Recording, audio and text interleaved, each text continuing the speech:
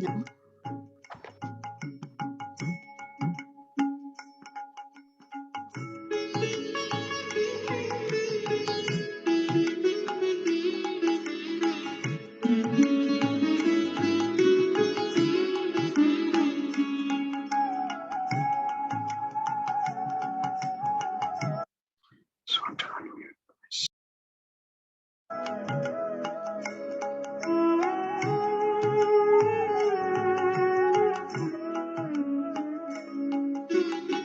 Namami Sharamsa Chidananda Rupam Lasat Kundalam Gokule Bhrajamanam Namami Sharamsa Chidananda Rupam Lasat Kundalam Gokule Bhrajamanam Jasoda Bhiyolukhala Dhavomanam Paramrishtamatan Tato Drutta Gopya Jasoda Viyolukhala Dhavomanam Paramrishtamatan Tato Drutta Gopya Namami Sharamsa Chidananda Rupam Lasat Kundalam Gokule Bhrajamanam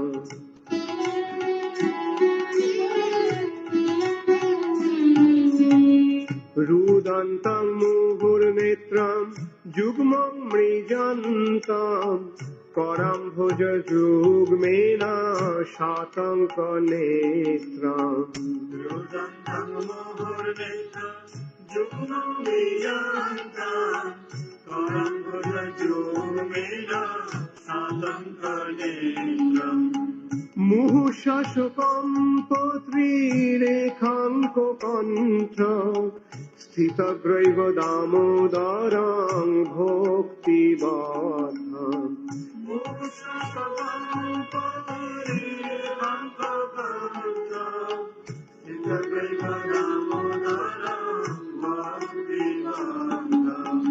Namami Sharamsa Chidananda Rupam Lasat Kundalam Gokule Bhrajamanam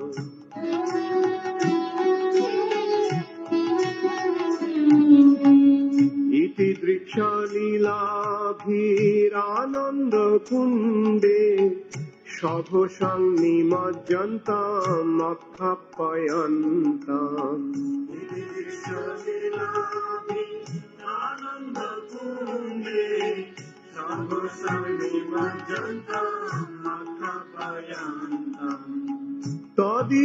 Tadishitageshu bhaktoirjitatam Puna prematastam shatabritti vande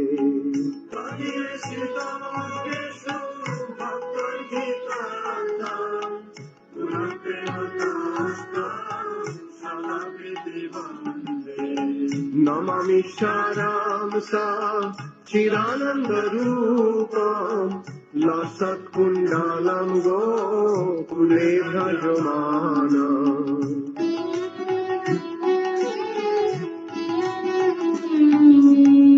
Varang Deva Mokshang Na Mokshavadhing Va Nachannang Drine Ahang Varishadapiha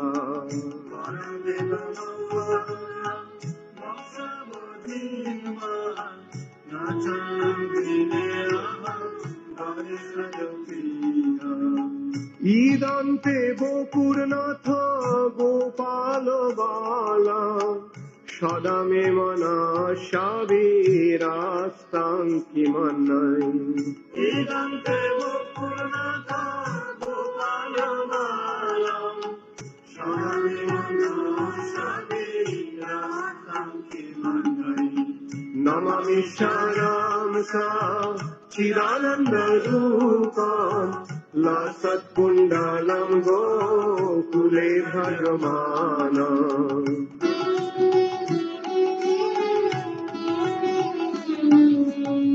Idante করে মুখাম্বোঝাম অত্যন্ত নীলাই বৃতাং কুন্তলাই স্নিগ্ধা রক্তৈশ্চ গোপ্যা নীলন্তে মুখম ভোজা অত্যন্ত নীলয় বৃন্দং কুন্তলৈ স্নিগ্ধা রক্তস্য গোপ্যা মুহুশ্চুম্বিতং বিম্বা রক্তাধরং মে মনস্য বিরাস্তামলম লক্ষ্য লাভৈ মুষ্টিতাং বিম্বং রক্তাধরং মে মনুষ্য বিনাস্তাং মলম লক্ষ্যলাভে নমামি serum সা চিদানন্দরূপম লসৎকুণ্ডলম গোকুলে ভজমানা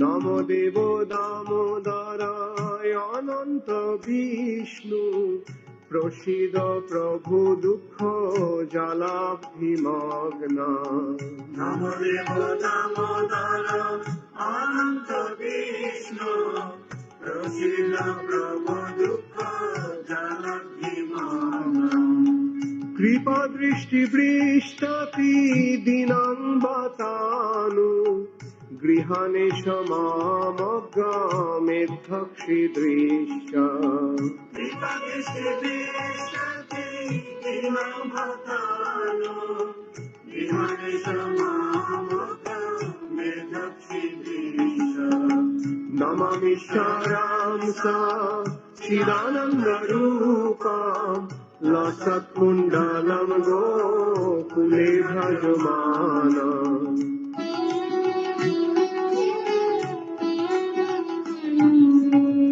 কুবেরাত্মজৌ বদ্ধ মূর্তৈব যাদ্বাৎ তয়ামচিতৌ ভক্তি ভাজৌ কৃতৌ চ বিরাত্মজৌ বদ্ধ মূর্তৈব যাদ্বাৎ তয়ামচিতো ভক্তি ভাজো কৃতৌ চ তথা প্রেম ভক্তি সকাং মে প্রযচ্ছ ন মোক্ষে গ্রহমেস্তি দামোদরেহা তথা প্রেম ভক্তি সবাং মে প্রযচ্ছ নমঃ গ্রহমেস্তি দামোদরেহ নমামি সারাম সা চিদানন্দরূপম লসৎকুণ্ডলম গোকুলে ভজমানা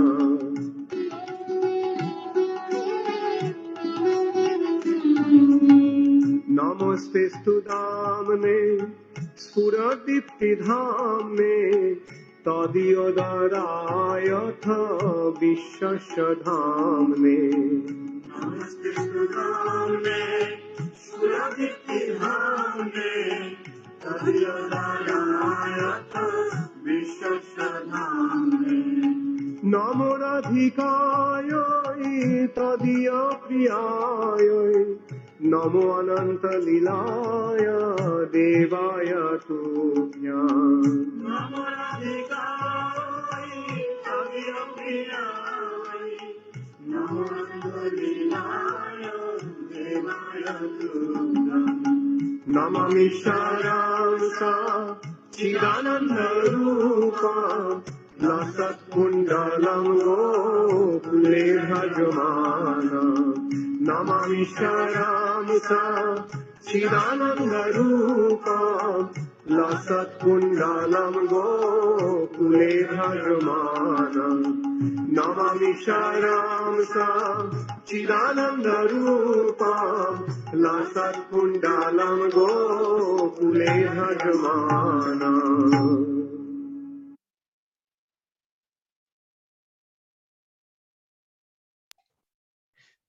Hare Krishna and welcome to all the devotees online. Thank you very much for your association online to cover our series on Saranagati, 6 limbs of surrender. Today we are covering session 3. Om Jnanatimirandasya Gyananjana Shalakaya Chakshurmilitam Yena Tasmai Shri Guruve Namaha. Shri Chaitanya Manobhistam Stapitam Yena Bhutale Swayam Rupa Kadamayam Dadati Svapadantikam. Vandeham Shri Guru Shri Utaparakamalam Shri Gurun Vaishnavam Scha Shri Rupam Sagrajatam Sahagana Raghunatham Vitam Tam Sajivam Sadvaitam Savadutam Parijana Sahitam Krishna Chaitanya Devam Shri Radha Krishna Padan Sahagana Lalita Shri Vishakhan Vitam Scha He Krishna Karuna Sindhu Dinabandhu Jagatpate Gopesha Gopika Kanta Radha Kanta Namostute Tapta Kanchana Gourangi Radhe Vrindavaneshwari Vrishabhanu Sute Devi Pranamami Hari Priya Vanchakalpatarubhyascha Kripa Sindhubheva Cha Patitanam Pavanebhyo Vaishnavebhyo Namo Namaha Namo Vishnupadaya Krishna Prastaya Bhutale Srimate Bhakti Vedanta Swami Tina Namaste Saraswati Deve Gauravani Pracharine Nirvishesa Sunyavadi Pastityade Satarine Jai Shri Krishna Chaitanya Prabhu Nityananda Shri Advaita Gadadhar Shivasadi Gaura Bhakta Vrinda Hare Krishna Krishna Krishna Hare Hare Hare Rama Rama Rama Hare Hare Om Namo Bhagavate Vasudevaya Om Namo Bhagavate Vasudevaya. Om Namo Bhagavate Vasudevaya. Om Namo Bhagavate Vasudevaya. Om Namo Bhagavate Vasudevaya. Om Namo Bhagavate Vasudevaya. So let us cover some feedback from the devotees. What you took away from yesterday's session, what caught your attention, what you found interesting, what new you learned. Please share that on the chat, or you can also unmute yourself. I've given you the rights to unmute as well. So if you want to speak, you're most welcome to speak as well.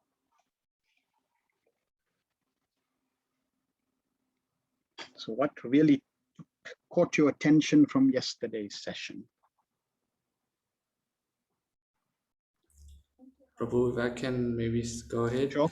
The dust of the devotees Mhm. from the devotees' feet. So that's what caught my attention. Yes. Yes, taking the dust. And we shared that, it's not the dust, like sand grain that's beneficial. It's because of this, the purity of the pure devotee coming in contact with the dust. That dust becomes spiritualized, becomes chintamani.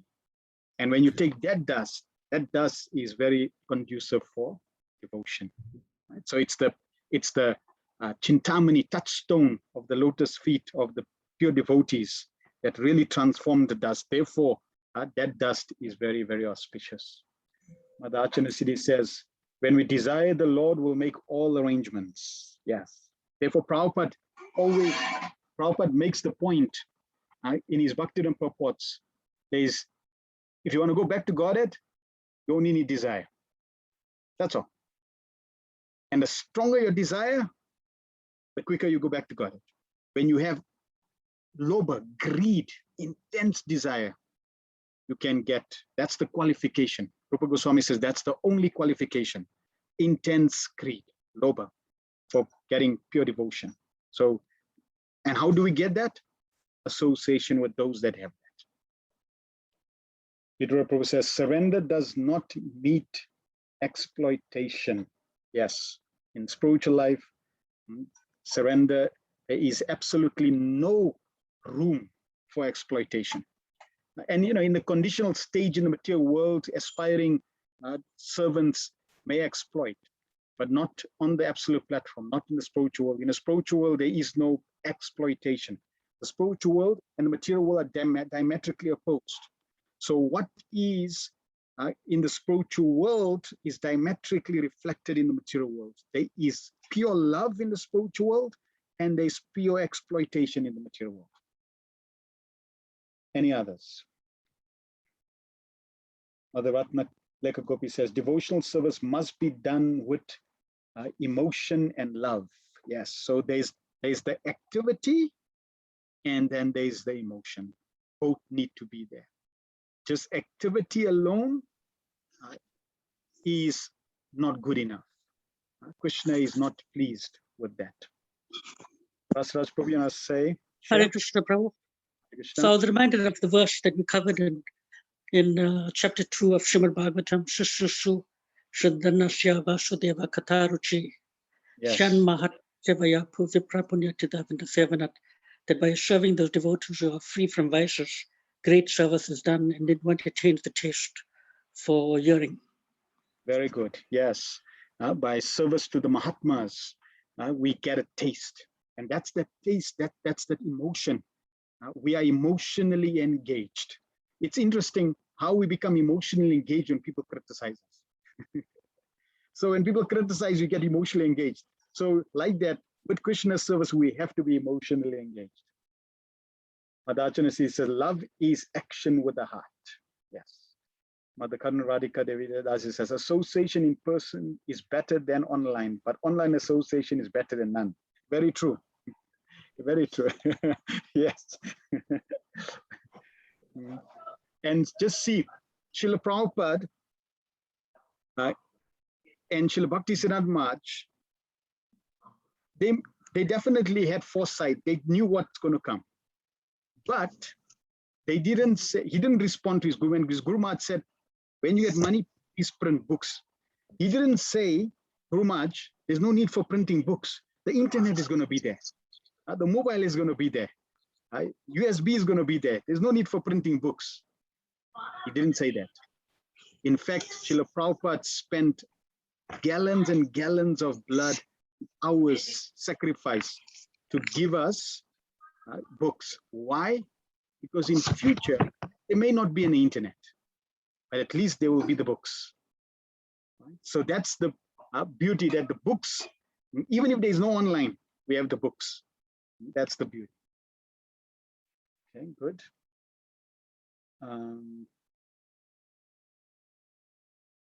Ratna Lekha says, Bhaktivinoda Thakur showed us in his songs how to surrender. Yes. Sharina says, remember the mission and the missionaries as well. Chaitanya Mahaprabhu gave Prem Kirtan after 8 billion years. Bafana Prabhu says, I still want to learn how to accept the dust from the feet of the pure devotees. We tried bowing down to offer obeisance to most senior devotees, but he dismissed us by saying we should not contaminate ourselves. But that is the nice devotee. I felt that this is no humility, though. We just want to touch the dust of your feet. That's all. Please allow us and let us be. Don't dismiss. Don't dismiss it. Take it. Yes. So, Bafana, when we come to the quality of humility, then we'll shed some light. So here's an interesting statement in Scripture. Scripture says that it is not good for you to tell people, take mercy. Prabhu, please touch my feet, take mercy. You get blessings.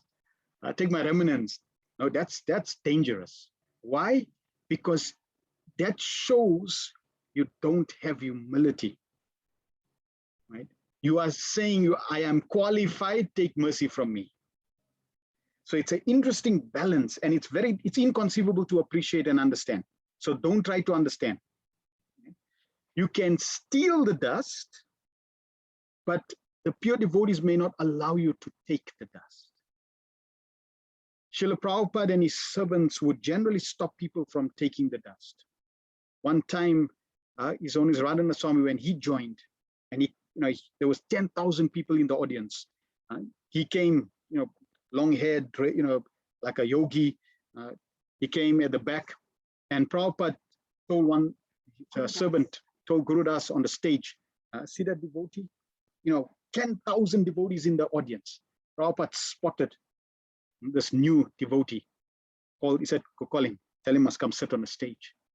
So Gurudas went right at the back, called this new devotee, said, Prabhupada, Swamiji wants to sit on the stage. So he came right up, sat in front of Srila Prabhupada. Prabhupada gave the talk.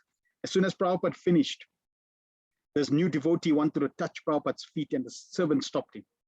Prabhupada said, no, he can touch. Right? And that was Radhanath Swami. So, yes, the pure devotee generally would not allow, but right now we have the opportunity. You can go to Prabhupada's deity, you can touch. If you have a picture of Prabhupada, you can touch. So now there's no restrictions. But generally, the pure devotee is so humble. He thinks he's not qualified. Krishna's Kaviraj Goswami says, if you call my name, it's impure. You become contaminated. Right? I'm worse than a worm in the stool. They're not just thinking that, they're actually feeling that. So we'll cover that aspect of humility. But yes, there's another way you can steal the dust. The pure devotee has sandals, right? So you can take from the sandals when they're not there. Different ways you can take. Mukund says, learn all the things that are favorable to the Lord. Yes, chanting is the first step of surrender. We should serve without expectation, Shama says. Very good. Thank you very much for all your feedback. Let us proceed with today's session. So we covered yesterday, surrender with action and feeling. Blessing is our impetus and nourishment. The more blessings we get, even from any devotee, when they bless us, when they please with us, it's very nourishable for bhakti. Focus on the mission and the missionaries. So session 3, we're going to be covering how to reject things unfavorable. So yesterday we covered accept things which are favorable for devotional service, for Krishna and for devotees, for bhakti. Today we're going to cover how, things that we need to reject, those things unfavorable for devotional service, for Krishna and for the devotees. So here's a tip that is very practical. Krishna is very, very, very far away from us. And for us to live Krishna consciousness on a more practical level, on our level, what we can do is replace Krishna, or you could say, not replace, but substitute Krishna's personal form with Krishna's sound vibration. That means Krishna's incarnation or Krishna's appearance in the form of holy name. Kali Kala Nama Krishna, Nama Rupa Krishna Avatar. Krishna has appeared in this world in the incarnation or the form of the holy name. So you could apply all these 6 limbs of surrender to the holy name of Krishna. So when we talk about taking shelter of Krishna, you can rephrase it. Saranagati means taking shelter of the holy name. Accepting things favorable, we can take it, accept those things favorable for my relationship with the holy name. Today we're going to cover reject things unfavorable for my relationship in relation to the holy name. Right? So you can test your surrender to Krishna by testing your surrender to the holy name. You can test your attachment to Krishna by attachment to the holy name. Prabhupada says, any person who is chanting the holy names of Krishna, Hare Krishna, Hare Krishna, Krishna Krishna, Hare Hare, Hare Rama, Rama Rama, Hare Hare, in the course of chanting without offenses, feels some transcendental pleasure and very quickly becomes purified of all contamination. So we can really apply every facet of Krishna consciousness directly in relation with the holy name. So taking the dust of those servants who are attached to the holy name, serving those devotees who are serving or servants of the holy name. So every aspect can be connected and related to the holy name. So reject things unfavorable. Next of instruction in text 3 and 4, there we also hear things which are favorable. So Rupa Goswami says there are 6 principles favorable to the execution of pure devotional service: being enthusiastic, endeavoring with confidence, being patient, acting according to regular principles such as Shravanam, Kirtanam, Vishnu Smaranam, hearing, chanting, and remembering Krishna, abandoning the association non-devotees, and following the footsteps of the previous acharyas. These 6 principles undoubtedly assure the complete success of pure devotional service. And then text 4 says, offering gifts in charity, accepting charitable gifts, revealing one's mind in confidence, inquiring confidentially, accepting prasad, and offering prasad are the 6 symptoms of love shared by one devotee and another. So these are favorable. Then they are unfavorable.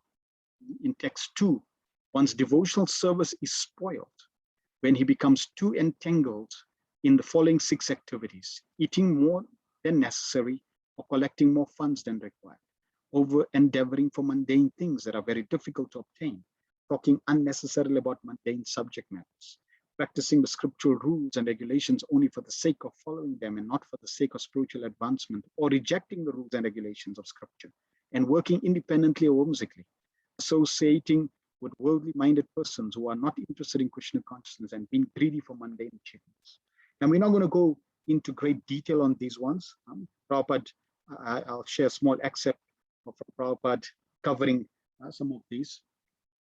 That we covered that in Nectar of Instruction course, which is also on the channel. You can go and review those. But the example is given why we need to reject things unfavorable. Practicing spiritual life, practicing Saranagati, trying to take shelter of the Supreme Lord is like trying to light the fire of devotion. And when you light the fire of devotion, you need those things which are favorable, and they are like fuel that we pour onto the fire, which helps the fire to become more intense. But embracing those things which are unfavorable, that's like pouring water, and that extinguishes the fire. So we don't want to pour fuel and water. We want to remove the water and increase the fuel. Okay, so therefore scripture encourages us, and one of the limbs of surrender is really to avoid, to reject, to not follow, not embrace those things which are unfavorable for devotional service, for surrender.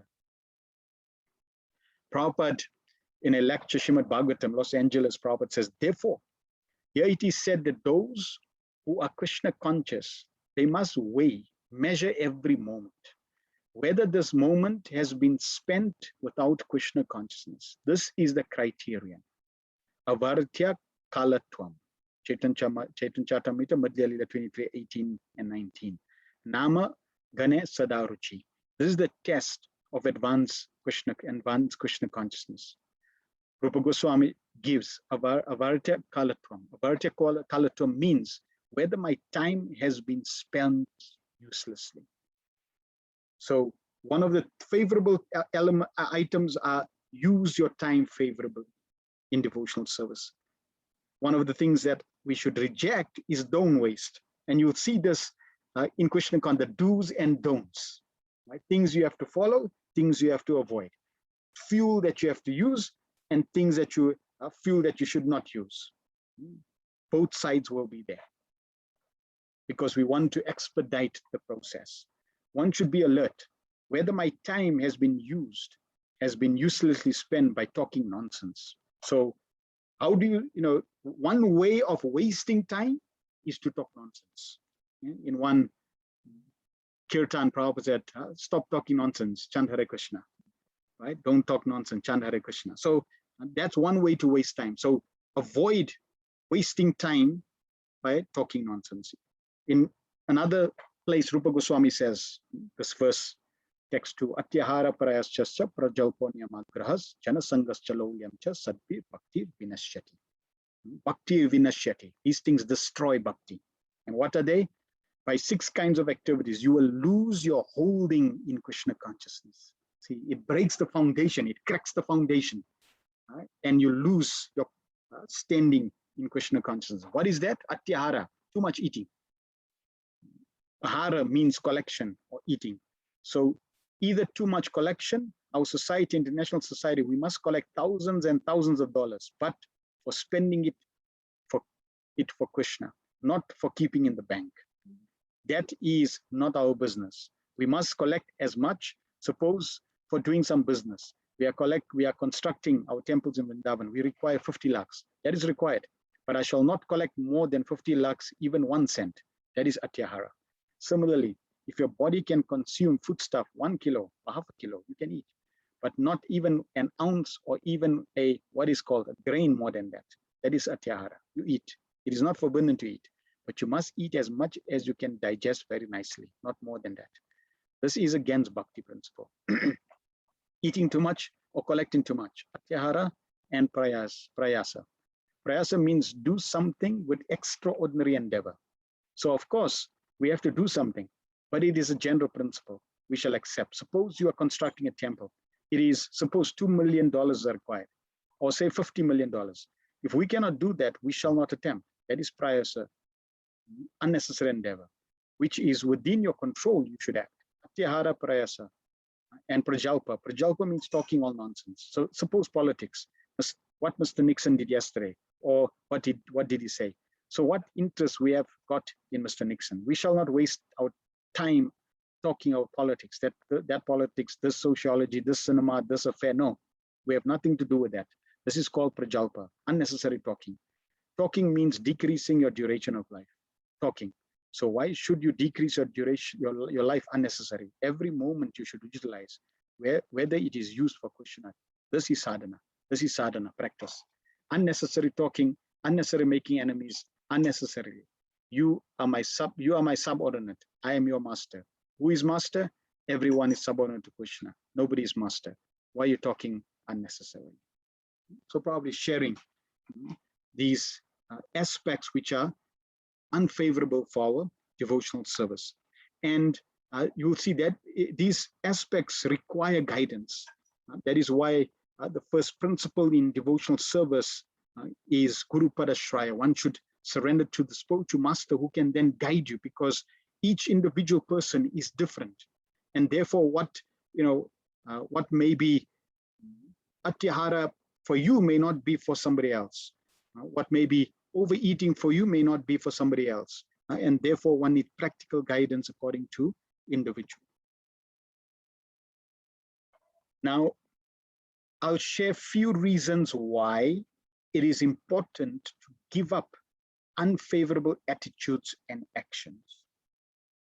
One challenge is that we come with a baggage, a load of unfavorable attitudes and bad habits or actions.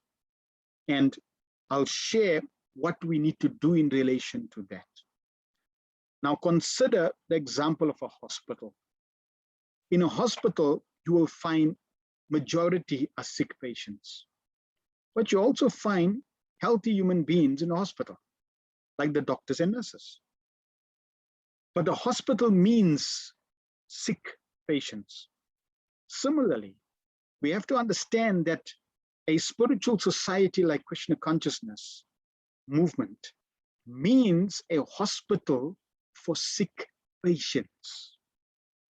We are all sick patients, and we are in this hospital. So when you come to a hospital, don't be surprised if you encounter sick patients. It's normal.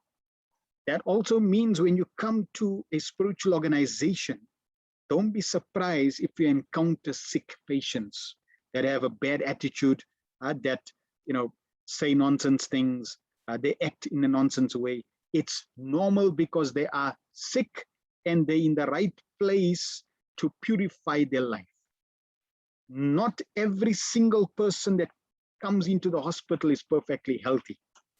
Similarly, not every single person that comes into a spiritual organization is perfectly healthy. Everyone is on a medical treatment. They are taking the holy name and they're taking a diet, Krishna Prasad, and they are on this path to heal their spiritual disease. So sometimes you may have an unfavorable attitude that when you come into a spiritual environment or society, that everybody is a saint. They have a halo on top, like Mr. Saint. Everybody is a saint. No, everybody is not a saint. Right? Everybody is trying to become a saint.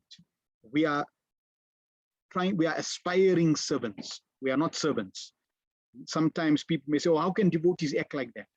No, devotees can, that devotees will never act like that, because a devotee is someone who is on the beyond the mode of goodness.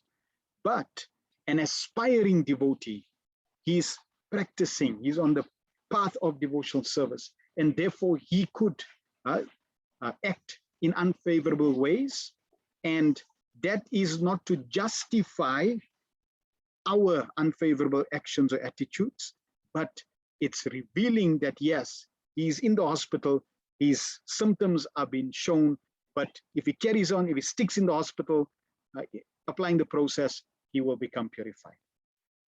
Another example is given of why we need to give up unfavorable attitudes and actions is because, or the example is given like you walking. So we're walking to a certain destination. Our goal is to go to the spiritual world. We are walking towards the spiritual world. Now, you may walk 3 steps forward, 2 steps back, 3 steps forward, 4 steps back, 3 steps forward, 4 steps back. So if you walk, more steps back than forward, or you walk equal steps back and forward, you're not going anywhere. That is why going forward means accepting things favorably, and rejecting or embracing things which are detrimental means you're walking backwards. So therefore, you don't want to embrace those things which destroy your devotion, or which allows you to walk away from the devotional path. Right? It's very important that we always are walking forward. That means embracing those things which are favorable and rejecting those things which pull us back. Another example is given. We want to cross over this ocean of material suffering. And there's 2 boats. One boat is material life, and the other, or you could say the boat of sense gratification, and the other boat is of spiritual life, which means giving pleasure to Krishna's senses. Now you cannot cross this lake or ocean with both boats. One leg in the one boat and the other leg in the other boat. Right? You'll be torn apart. Right? It's not possible. You need to put both feet in one of the boats. And ideally, we want to put both feet in the spiritual boat, spiritual world, devotional world, the world of pleasing Krishna, and then row towards Krishna using that boat. So that means giving up those activities that will split me.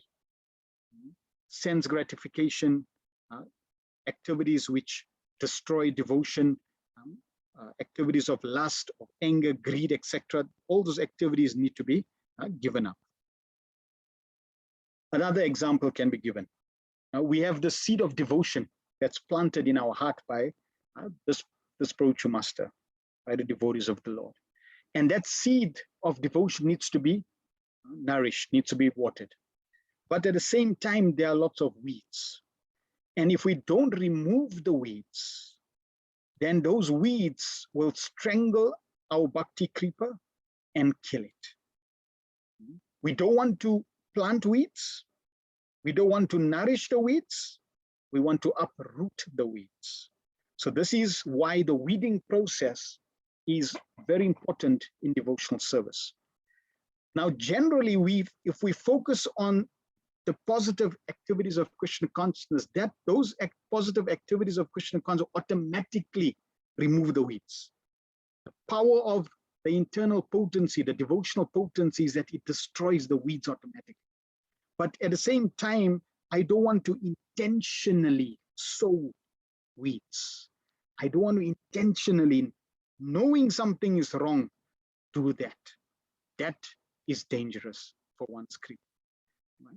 I may have bad habits, and those bad habits may overpower me. That is okay. That is okay. That's not a fault. But if I know something is wrong, and then I embrace that intentionally, knowingly, that is detrimental for progress, for Saranagati, for surrender. One time, Lord Ramachandra was traveling in his exile. He was traveling in the forest, and he came to the Dantakaranya forest. Dandakaranya forest. And in that forest was a lake called Pampasarovar. This is where Lord Ramachandra met Shabri, great devotee.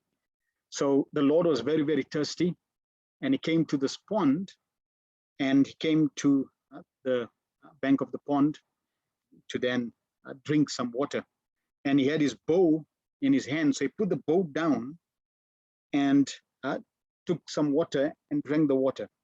And then he was about to pick up his bow, and he noticed that his bow was placed on a frog, and the frog was cut and badly bruised.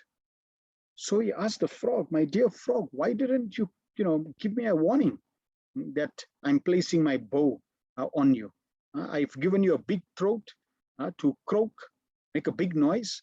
Why didn't you make that, make a sound, croak, croak, something? Give me a sign that I'm placing the bow on you."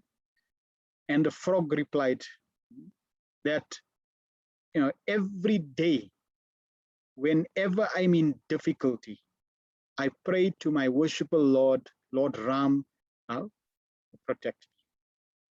But today, my Lord is putting me in difficulty. So who am I going to pray? So actually, I wasn't praying for you not to put me in difficulty. I was praying, "Oh my Lord, give me the strength to bear this difficulty."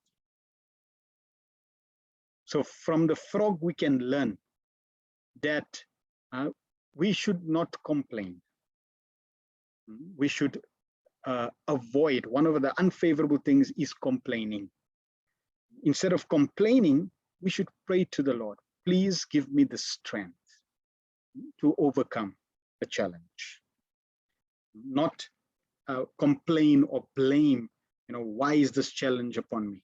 Because maybe the Lord wants you to go through that challenge. And especially if one is chanting the holy names of Krishna. Prabhupada says that as soon as you're chanting the holy names of Krishna, Krishna takes your karma and administers that karma, which means that karma that you got is coming through the divine hands and touch of Krishna.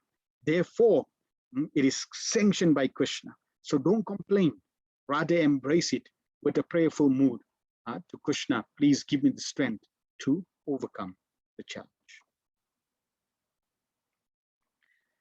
So anyone can surrender immaterial of your background and the baggage you carry. Remember, when we come to spiritual life, we have a baggage. Our conditioning, our upbringing, our education, our past lives, baggage, karma, attitudes, samskaras, impressions, we come to spiritual life with that. And therefore, we may be conditioned to act unfavorably in the spiritual arena. So Krishna does not condemn one for the baggage that one comes with. In fact, Krishna says, "You just surrender to me and I'll sort the baggage out." Just like when you surrender, the example is given of a fan. When you surrender to Krishna, Krishna pulls the plug out. But when Krishna pulls the plug of the fan, it doesn't mean that the fan stops spinning. The fan will still spin for a while. And only after a while it stops. Similarly, when you surrender, there may still be these impressions and consequence of the baggages that still be there, but it will slowly cease its influence as you surrender completely and Krishna purifies one completely. So in this clip, you will see how when you have the desire and the deep intention to surrender, to offer oneself and offer things to Krishna, Krishna will make all the arrangements.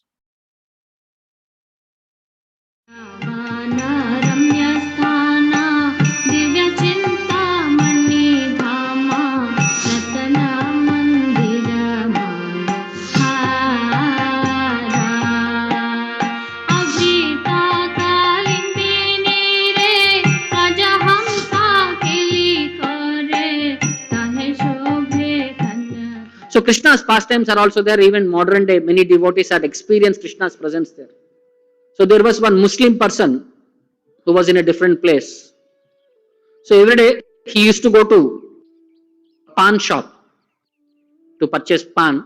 So when he saw there, he saw a photo of the Lord Krishna in that pastimes, Lord Krishna's pastime, Lord Krishna's deity photo there. So he became fascinated by that photo and he used to get attracted to that photo. How lovely boy he is, how beautiful he is. He was having a flute also. Like that, he became fascinated by the form of the Lord. So one day he asked that panwala, who is this boy in the photo? He said, his name is Sham. He's such a small, adorable boy, very nice of him. He's holding a flute also. So then he asked, he's so soft, his feet are without the slippers. So you should give him slippers. No, if you want, you give him the slippers. So next day he went to the shop, purchased one very nice slippers and came to this panwala and said, these are the slippers, put him to the boy. He was thinking that boy is of their house. Because in your house you will put photo of your son or something like that. No. He was thinking like that. Then he had asked, no, you only put up. Then where will I find him? You go to Vrindavan. You go to Vrindavan and in any temple you go there, you will find him and you give him the shoe. So with that sincerity he came to Vrindavana. He was searching for everywhere. Because of being a Muslim, he was not allowed to come into the temples. So because they don't know what mentality he has, whether he came to worship the Lord, whether he came to destroy the temple, we don't have any idea.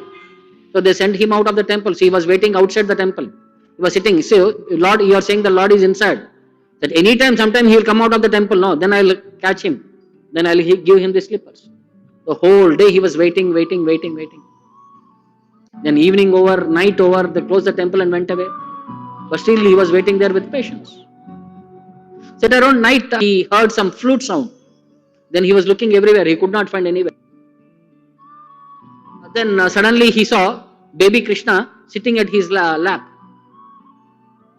Then his feet was so much disturbed that there were pinpricks and the blood was oozing out of his feet. Then immediately he started cleaning his feet and dressing him and put him a shoe and he said, you are inside the temple only, no? How come your feet are disturbed? Then Krishna started saying him, the form what you saw is the form which was worshipped in the Gokula. So because you are very much attached to seeing me in that specific form, I walked from Gokula till here to Vrindavana. That's why my path, there were stones, pinpricks and all these things under my feet were disturbed.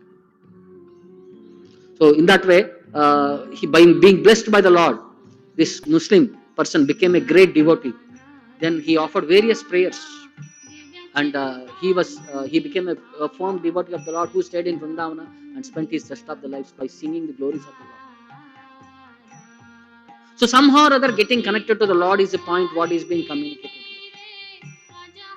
here. Yena tena prakarena manah krishna niveshayat. Somehow or other the mind has to become connected to the Lord. And his childhood pastimes are the very things that one can get attracted to the Lord very easily. And by Prabhupada's mercy, we got this opportunity to hear the Krishna book pastimes.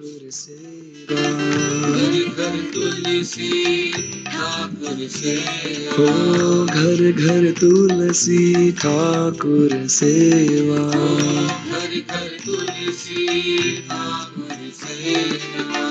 घर घर तुलसी ठाकुर सेवा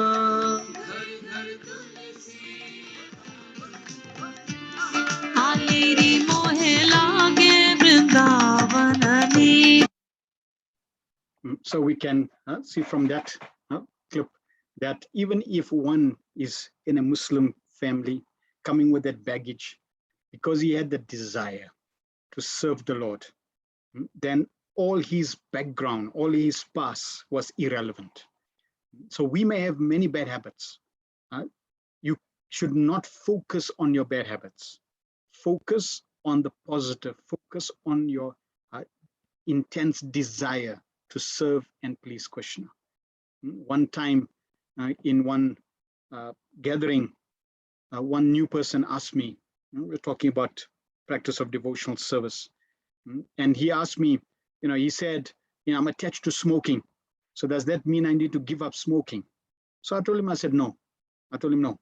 I said, you become attached to chanting. And when you become attached to chanting, the chanting will purify you so that it will let you give up the cigarettes automatically. The cigarettes will leave you as you become attached to chanting.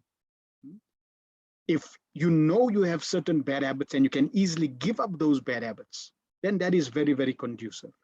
And that's the limb of Saranagati as well, that I have these things or I should not embrace these things. So you are always guided in your journey to know that I need to avoid these things, I need to embrace these things, because as you progress in spiritual life, as you know, because life is dynamic, things happens in life, it's not static.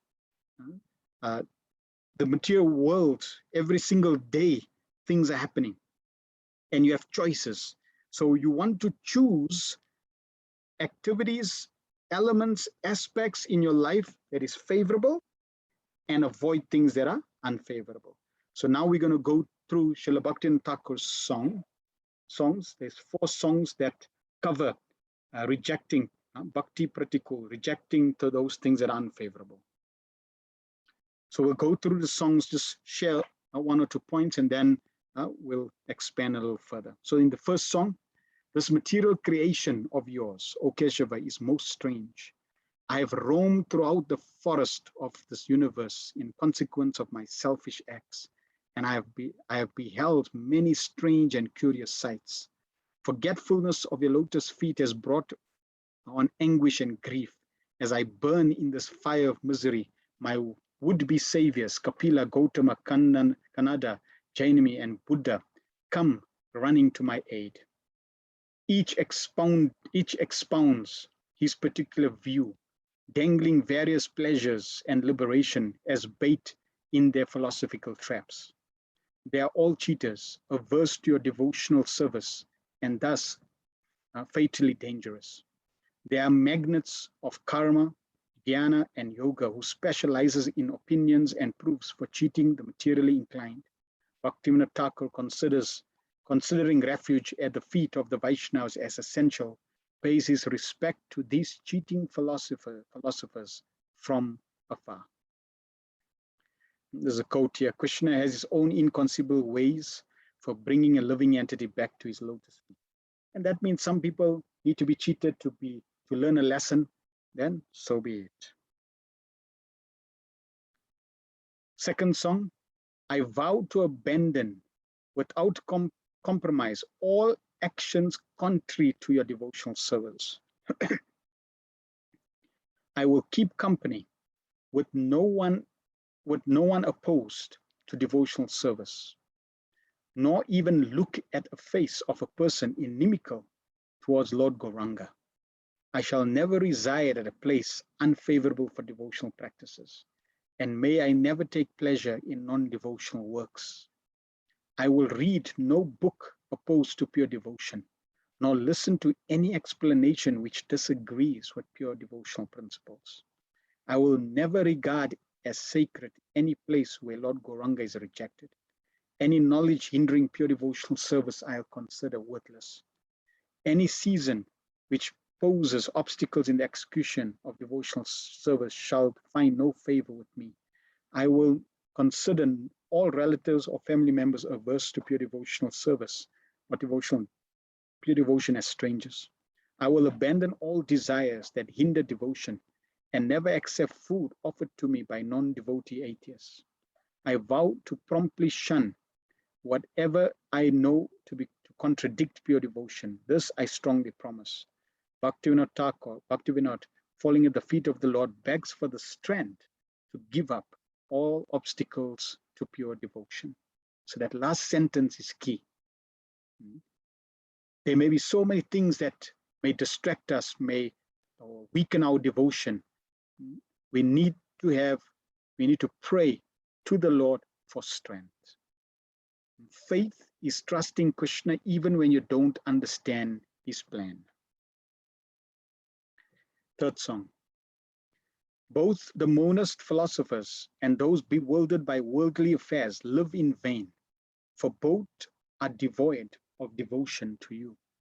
I pray at your lotus feet, O Lord, that I may be spared the company of them both.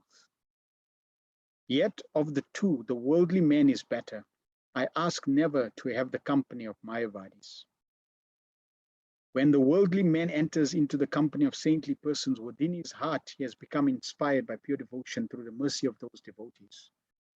But who to him who has known the offensive presence of impersonal philosophy, such sophistry makes the heart hard as a thunderbolt. The Mayavad philosopher declares that the true form of bhakti, its object, Sri Krishna, and its possessor, the devotee, are all transitory and thus illusory. Few on his presence of service to Krishna, or hearing and chanting his glories. His so-called prayers strike the body of Krishna with blows more cruel than a thunderbolt. There is no philosophy as antagonistic to devotional service as Mayavad philosophy. Therefore, I do not desire the association of Mayavadi. Bhaktivinoda drives away the philosophy of illusionism and sits safely in the society of Vaishnavas under the shelter of the holy name. Mayavad means that there are those followers of Sankaracharya who say that the form of the Lord, the deity form of the Lord, the name of the Lord, or the incarnations of the Lord, they're all Maya. They're part of the illusory energy. And therefore, this type of philosophy is extremely poisonous and detrimental to one's devotion.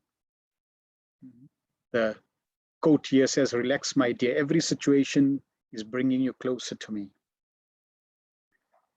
Then the fourth song, I am a resident. This song is a little more esoteric, a little more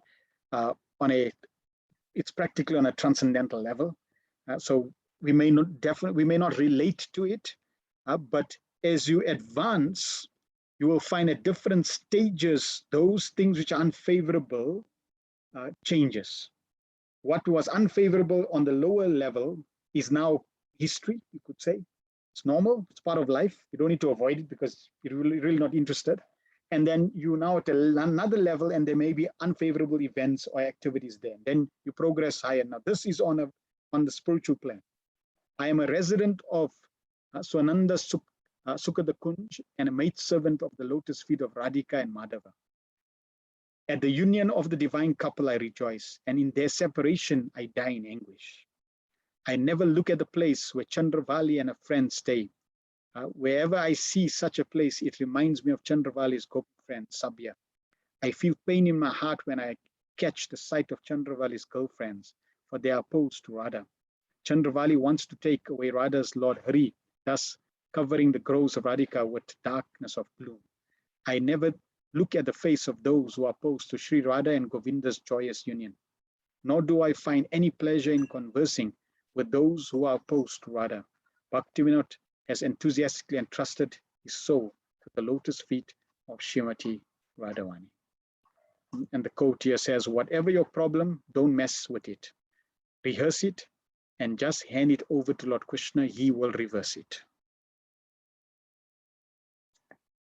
So now here we're going to share a clip that even if you have bad habits, it's okay. As you said, pray to the Lord and Srila Prabhupada to help you overcome bad habits. Remember, prayer is extremely powerful. We should be in a habit of speaking to Krishna. Prabhupada says Krishna is Suridam Sarvabhutanam. He's your friend. And he's a very dear friend. He's a well-wisher friend. Therefore, every day we should try to speak to the Lord. And when you have challenges, when you are in a situation that you don't know what to do, or you overcome by bad habits, etc., always pray to the Lord. So here we'll see how the Lord, in a true story, answers the devotees or the seekers' prayer.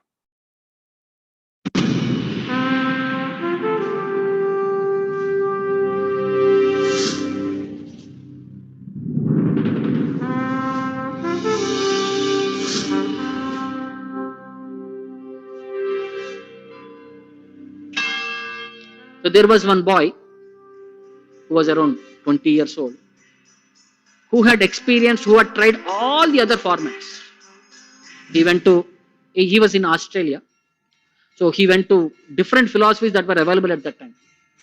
Different Babajis he tried, even Indian philosophies, yoga, Ashtanga, some meditation, everything he tried. But nothing could give him the actual happiness. So one day he went to church, cathedral church. He was kneeling on his knees and he was praying to the Lord there. Oh Lord, I have done all my endeavors to learn about you, to learn about myself, but I could not come to any proper conclusion. I met many gurus who can teach me material, matter, but I could not find any one proper guru who can teach me about the Supreme Lord and about my relationship and how I should serve Him. This is the sincere prayer what he was offering. So he was offering, he was praying to the Lord, please give me some direction, please provide me some light where I can understand these details. So when he was engaged in the sincere prayer, suddenly he heard some small sound. So when he turned his head aside, Krishna conscious devotee coming into the church, because he wanted to see who the people are there, and he was also fascinated by the paintings and artifacts that were kept in the church. He came there. So while going, because he was carrying many books, one small book fell down in front of this boy. So after finishing his prayer, he saw that book, and that book is Back to Godhead magazine, which Prabhupada is saying about, want to know Supreme Lord, please come to us. So with that title, he went to the temple, and that day is Lord Chaitanya Mahaprabhu's appearance day, Gaura Purnima.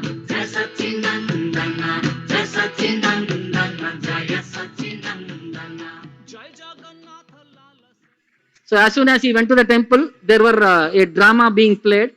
Suddenly there was a shortage of a person to play the character of Haridas Thakura, and this boy was asked to come and play the character of Haridas Thakura. And he started playing, and he got immersed into the thing. That day itself he joined the temple. In the next 10 days, Prabhupada came.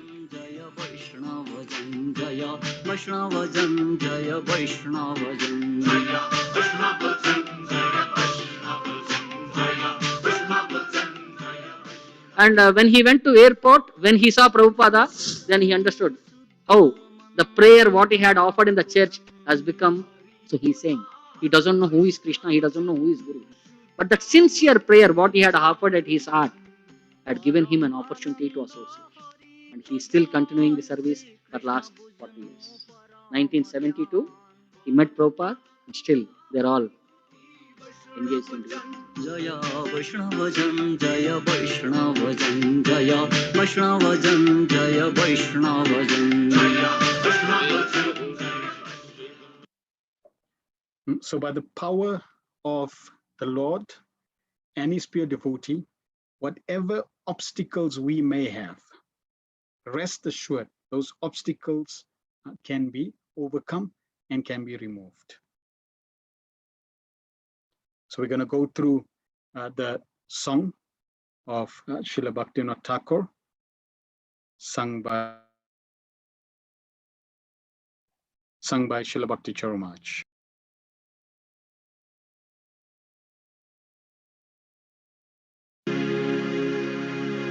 Keshav तुआ जगत विचित्र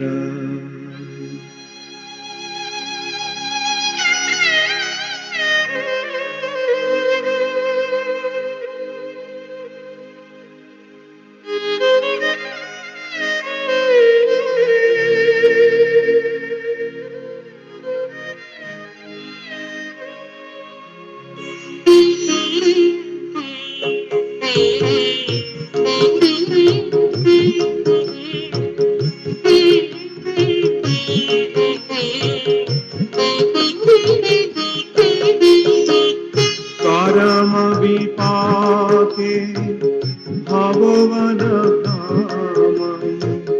देखलु रंग बहु चित्र करम विपाके भवन देखलु रंग बहु चित्र केशव तुआ केशव तुमा जगत विचित्र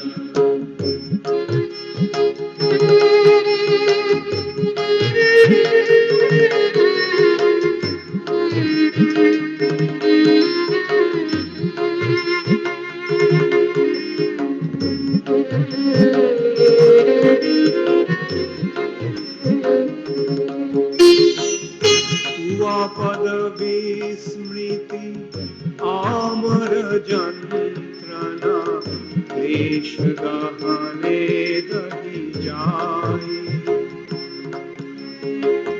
तुआ पद विस्मृति आमर जंत्रणा देश गहने दही जाई कपिल पतंजलि गौतम काना भजी जय विधि बोधयावे धाई कपिल पतंजलि गौतम काना भजी जय विधि बोधयावे धाई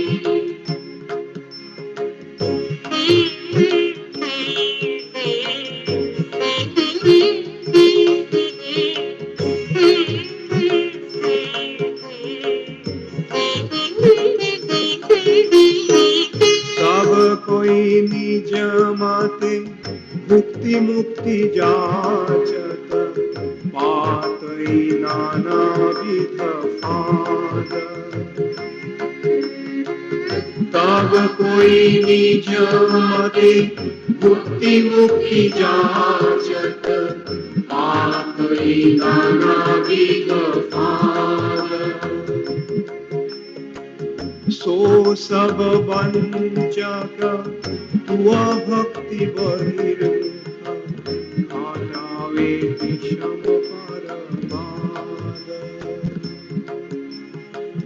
सो सब वंचक तुआ भक्ति बहिर्मुख घटावे विषम परमाद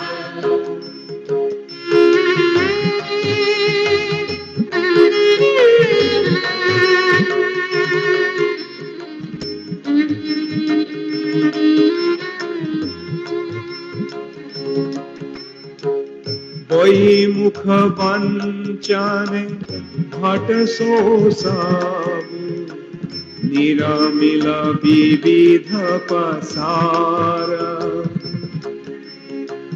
वही मुख वंचने भट सो साबु निरमिल विविध पसार दंडवत दूरत भक्ति विनोद भक्त चरण करि सार दंडवत दूरत भक्ति विनोद भक्त चरण करि सार हरे कृष्णा हरे कृष्णा कृष्णा कृष्णा हरे हरे राम हरे Ram Ram Ram Hare Hare Krishna Hare Krishna, Krishna Krishna, Hare Hare, Hare Rama, Hare Rama, Rama Rama, Hare Hare, Hare Krishna, Hare Krishna. Krishna Krishna Hare Hare Hare Rama Hare Rama Rama Rama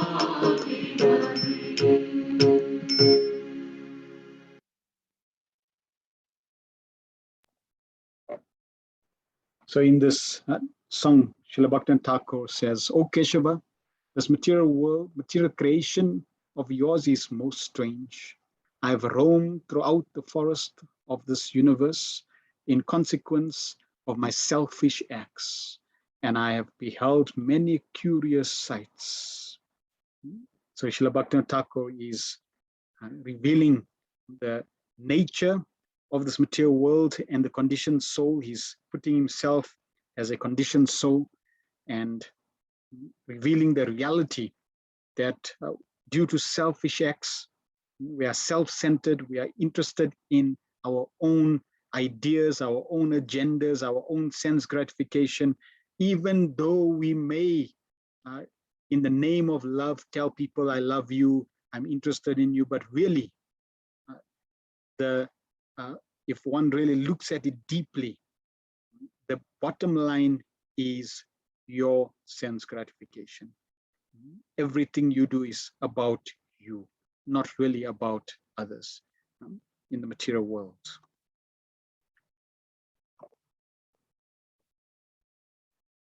Then he says, forgetfulness of your lotus feet, which is bitter suffering unto death, burns me with its scorching pain. In this helpless condition, my would-be saviors, the sage philosophers, Kapila, Gautama, Kanada, Jaimini, and Buddha have come running to my aid. What is the root cause of all our suffering? Forgetfulness of Krishna. This is our root cause. We've turned away from Krishna, we have forgotten Krishna to such a degree that people don't even know who God is. And that was the first thing Srila Prabhupada wanted people to remind people who is God. Therefore, he called the society, International Society for Krishna Consciousness. Krishna is that person that we're talking about. He is God. And Prabhupada, so in so many lectures, Prabhupada would boldly proclaim, we know who God is. We know his name. We know his address. We know his email. We know everything about God. So this forgetfulness can be eradicated with remembrance of Krishna. And what does this forgetfulness do? It basically binds us to the cycle of birth and death. And we go through one life after another, burning in scorching pain. But there are saviors out there that are seeing this helpless condition, and they come forward. And these sages, Bhaktivinoda Thakur is naming some, Kapila, Gautama, Kanada, Jaimini, Buddha. They have good intention, they want to help you, but there is something wrong with each one of their philosophies. And if you study deeply each one of their philosophies, you will find that Krishna is missing. If you take Krishna consciousness, the philosophy of Krishna consciousness, you will find the distinction. It is focused, centered, infused, practically there's an addiction of Krishna. That is the perfection. Srila Prabhupada and the acharyas in our line, they wanted to give Krishna, not remove Krishna. All these other philosophers, they either give some sort of philosophy, some sort of practice, some sort of analysis minus Krishna. So for example, Jaimini, they give the karma mimamsa philosophy, that you just do good karma, you get good results. Bad karma, bad results. Therefore, you don't need God. God has to fulfill your good and bad deeds. You don't need God. So they remove God of the formula. Just do, act appropriately. Just avoid bad actions. Just focus on good. But that sounds nice, but eventually that there's a lot of shortcomings there. So like that, most of the philosophers, they come and they present in the name of really truly helping. But Srila Bhaktivinoda Thakur says, each expounds his particular view, dangling various pleasures and liberations as bait in the philosophical traps. If you follow my philosophy, you'll get this. If you follow this, you'll get this. If you follow that, you'll get that. But all of them are just bogus cheaters. Bold statement, but true. Being averse to your devotional service and are therefore a source of fatal danger. So Srila Bhaktivinoda Thakur is making a bold statement. They are cheaters. Why are they cheaters? Because they are taking away Krishna out. They are taking devotional service out. One group of philosophers, or one society that follows a so-called spiritual leader, they take Bhagavad Gita and they teach Bhagavad Gita. They read Bhagavad Gita, but they only read the first 6 chapters. They ignore all the others. Why? Because the first 6 chapters is very neutral. You, the body, spirit. You're not this body. Your spirit, soul. Very neutral. The battlefield, etc. Covering the modes of material nature, yoga, Stanga yoga, blah blah blah. That's it. Now, when you get to the 7th, 8th, 9th chapter, where now we're talking about Purushottam Yoga, we're talking about devotional service, they don't go into those chapters. So their Bhagavad Gita and the commentary to their Bhagavad Gita is for 6 chapters. So again, cheating. Why are you not giving the whole Bhagavad Gita? Why only parts of it? Because cheating. And this is a danger.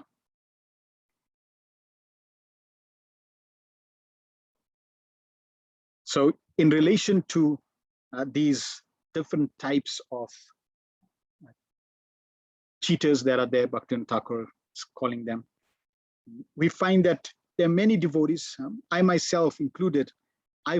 When I was searching, I went through practically all the societies I could get my hands on and visit.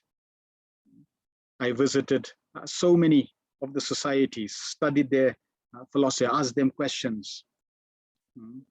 I even got initiated into Andana Margas, went to Radha Swami, went to Divine Life, went to Sai Baba, so many. So I've practically went to all the different organizations that were there to study what they had. Just like there was the temple president in Kathmandu, Kuala Lumpur, in Malaysia, yeah. He also went through. In fact, he went a little more than me. He not only did he go and visit them and study their, learn their philosophy, he even did all the causes that they present, some 3 to 6 months at a time. So he actually studied all their causes that they were presenting. And then eventually, like myself, when I got Bhagavad Gita, and I started reading Bhagavad Gita, then I could distinguish, what was really true.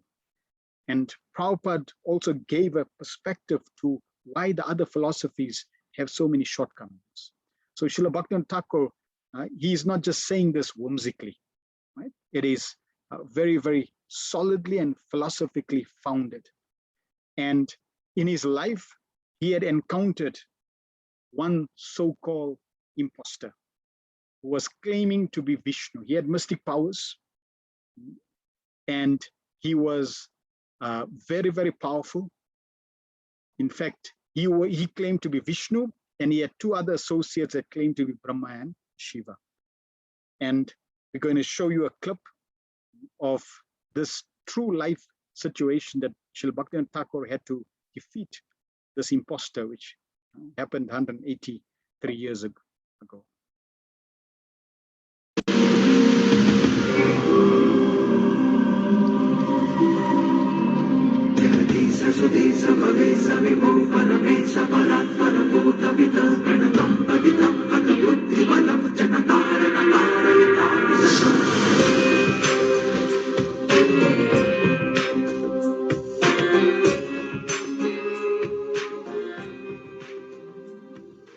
So there was one circumstance in Bhaktivinoda Thakur's life.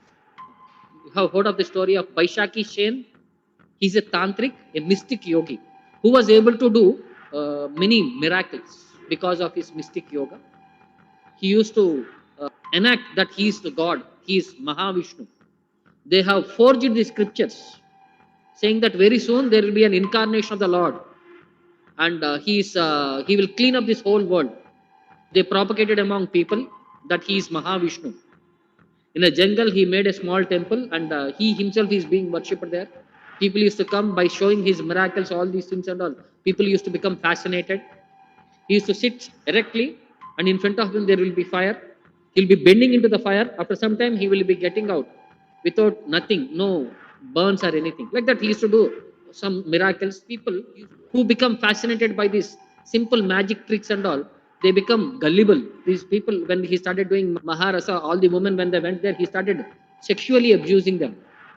And their chastity was trying to destroy, and the local people immediately complained to the district or British people who were ruling the Orissa state. So at that time, the commander-in-chief, when he received this case from that village, then he immediately assigned that to Bhaktivinoda Thakur, who was collector of Puri at that time. He was the magistrate, first class magistrate of Puri. So Bhaktivinoda Thakur, he was able to, because he's a pure devotee, he knows the situation, but he knows there is a local following among the public. He should not disturb the sentiment, it will be revolution. Then he should also punish the person who is very sinful. Taking some officers, some 25 constables, he goes to the forest where this tantric was there. So tantric, he will be able to read others' minds, this tantric, Baishaki Sen. So immediately he started reading Bhaktivinoda Thakur. He started saying, "You are so and so. You have come here for so and so purpose. All your people are hiding in the bushes there. So I know. Please don't do all of these things and all. I am the Supreme Lord." Like that, he started glorifying himself in front of Bhaktivinoda Thakur. Bhaktivinoda Thakur was silent initially, but later he started scolding him. In a way, he was started preaching to him that you are insignificant person. How you can claim yourself to be God? All these things and all. But this person was acting very rudely. He started acting like that he is a Lord and all these things and all. At one particular point, then Bhaktivinoda Thakur asked him, "If you are God, why are you staying here? You should come to Puri. Well, Jagannath is staying." Then he started saying, "Jagannath is just a doll. I am the Supreme Lord." He started criticizing the God, and he started claiming wrong things. So then Bhaktivinoda Thakur became very angry because he's an offender.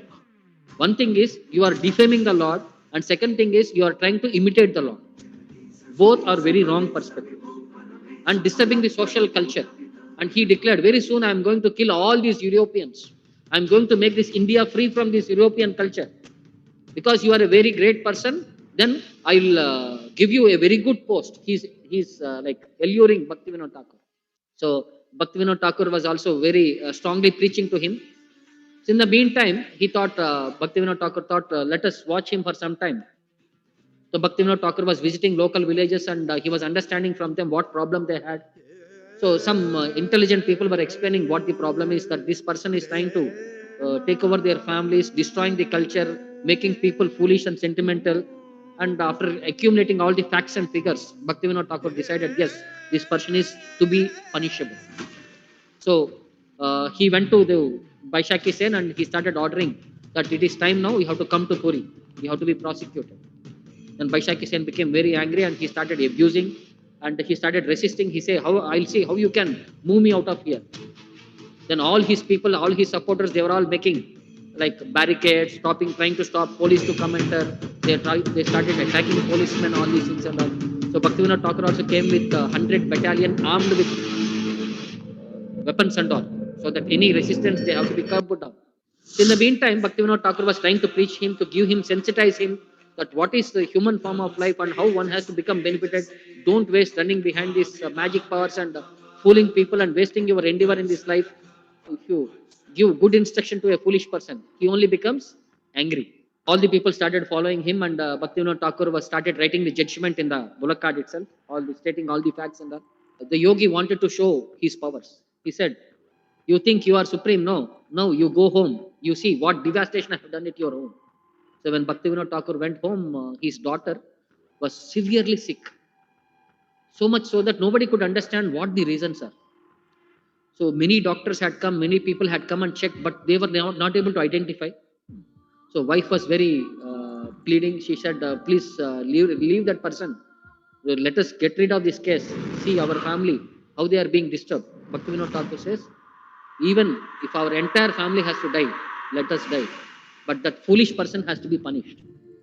That person who had offended the Lord has to be punished. So for that, I am ready to sacrifice my entire family." So miraculously, in the next day morning, that girl recovered, and very soon she came back. So this prosecution went on for 21 days. So after 18th day, this Baishakistan started showing severe. Now I have seen on your family, now see on you. So as soon as Bhaktivinoda Thakur went home, he removed his kurta, he started feeling pain in his chest. It started increasing all night. It was so severe that he was not able to tolerate. He was thinking how it is going to happen. Next day morning, till after 10 o'clock, till 10 o'clock or something like that, the pain subsided. It was still there. After 10 o'clock, it was little less. Then he could not even walk. He had to be brought in palanquin to the court. So Bhaktivinoda Thakur said, no, I'm not going to leave that person. I'm going to see that today judgment has to happen. So Bhaktivinoda Thakur came, and the judgment was passed that this person was offended, and for he has to be jailed for so many months or years.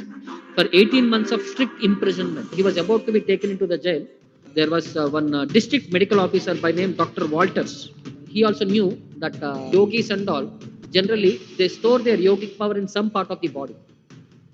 So this yogi had a long hair. Even though he was in the jail for 21 days, he did not eat, he did not drink water, but he was very strong and healthy. So he was able to manage himself because of his yogic powers. So immediately took one scissors and cut off his hair.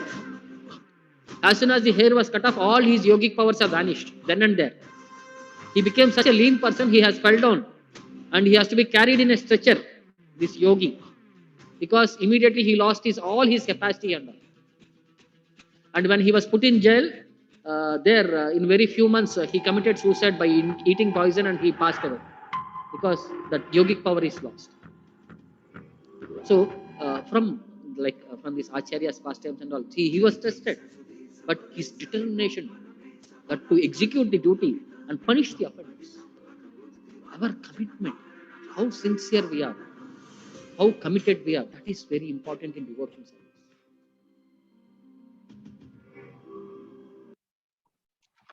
So Srila Bhaktivinoda Thakur encountered many of these cheaters, and he was bold to counteract them. But in this final verse, he says, every one of them are cunning experts of karma, gyan, yoga, and tapa, who provide various kinds of tempting bait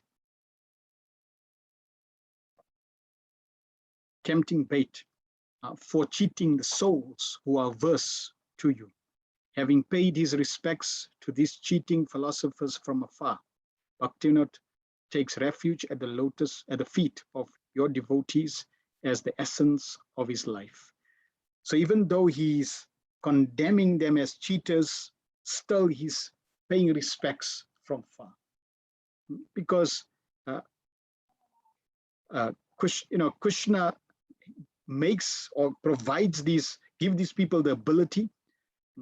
People want to be cheated, so then cheaters, those who are there to be cheated, Krishna brings the cheaters and the cheated. And Lord Chaitanya Mahaprabhu also made it very clear that we should offer respects to everyone and never expect any in return. So Srila Bhaktivinoda Thakur is also showing that principle of paying respect. Like one of the aspects of devotional service to avoid is disrespect.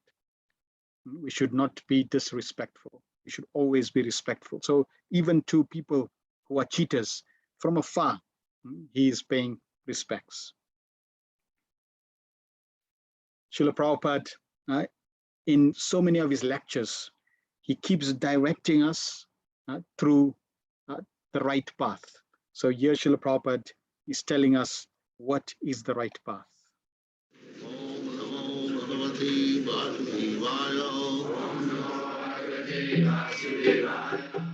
Vandeham Sri Guru Sri Juta Padakamalam.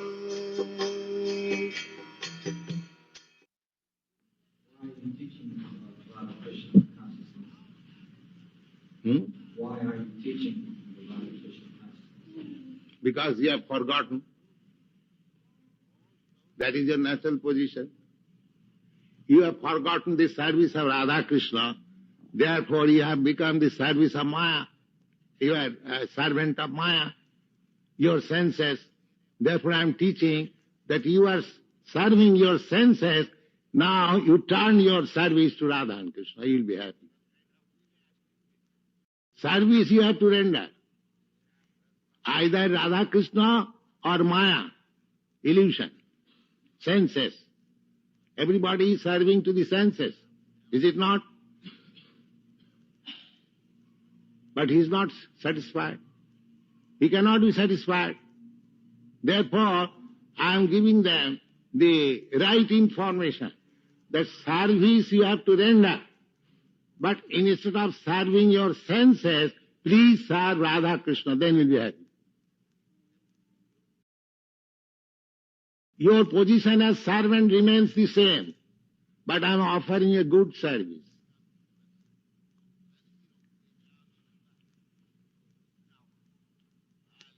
If you don't serve Radha Krishna, then you have to serve your senses, Maya. So your service position will remain, even if you don't serve Radha Krishna. Therefore, the best instruction is that instead of serving your senses, your whims, please serve Radha Krishna, you'll be happy. That's all. So one of the things to avoid is don't serve your whims, don't serve your senses. Serve the senses of Radha and Krishna, then you'll be happy. So in conclusion, we like to share some pastimes of those activities to avoid. So the first one, avoid donuts.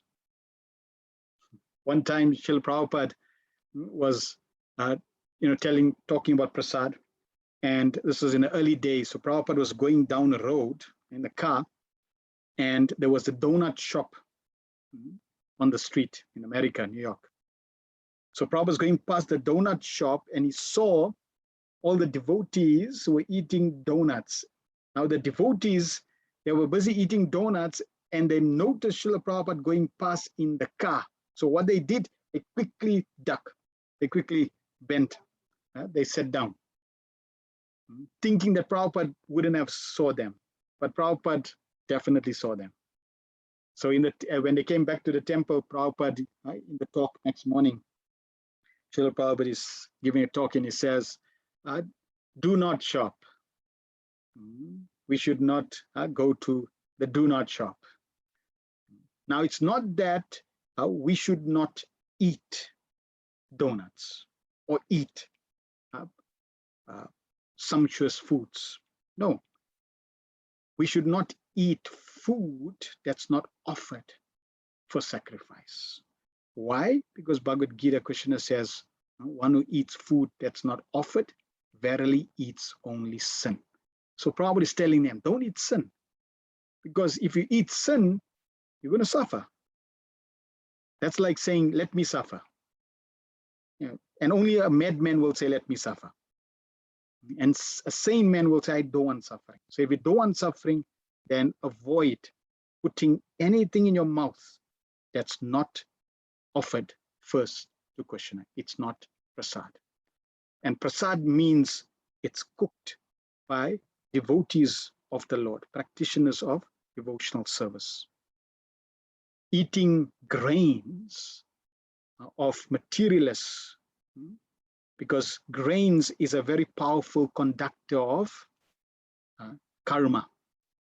Fire, when cooked, or grains when cooked with fire, the consciousness of the cook goes into the grains. So therefore we avoid grains cooked by materialists. Then pride. On the path of devotional service, we should be very, very careful of pride. Prabhupada says unnecessary pride is very bad. Oh, I become very advanced in Krishna consciousness. That we should never think. So we should be very careful of being proud in devotional service, that I'm doing so much service, I'm doing so many things, I'm building big, big temples, I'm distributing millions of books, I'm making so many devotees. That is very detrimental. We should avoid that. It's destructive for the path of devotional service. We gave the example. One should understand or do one's best in terms of one's skill, but always understand internally that it all depends on Krishna. Everything is, the fruits are given by Krishna. So we should never be proud, because Krishna can teach us a lesson that he's in control and not we. We are given the abilities and we're also given the fruits by Krishna. So therefore, we should never become proud.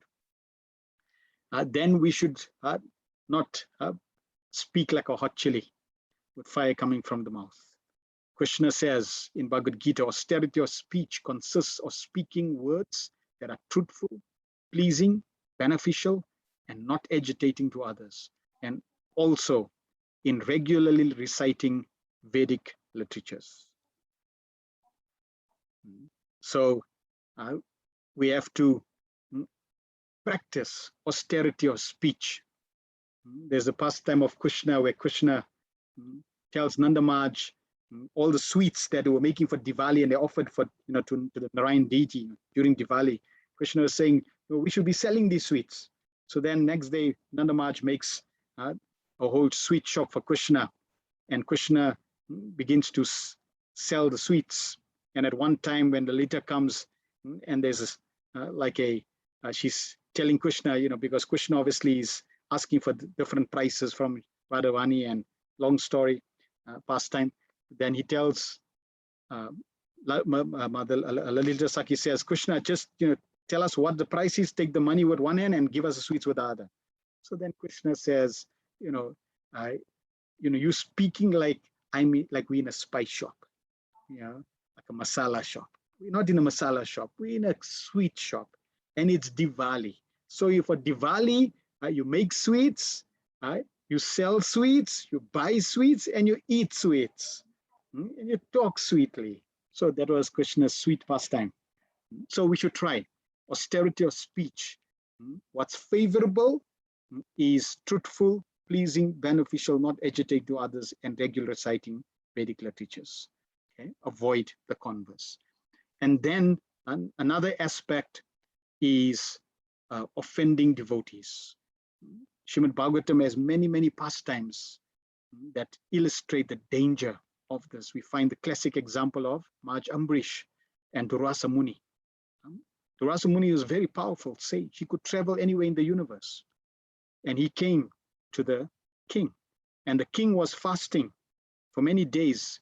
And it so happened that when Durvasa Muni came at that juncture, Maharaj Ambrish had to break his fast to get the benefit of the austerity that he had performed.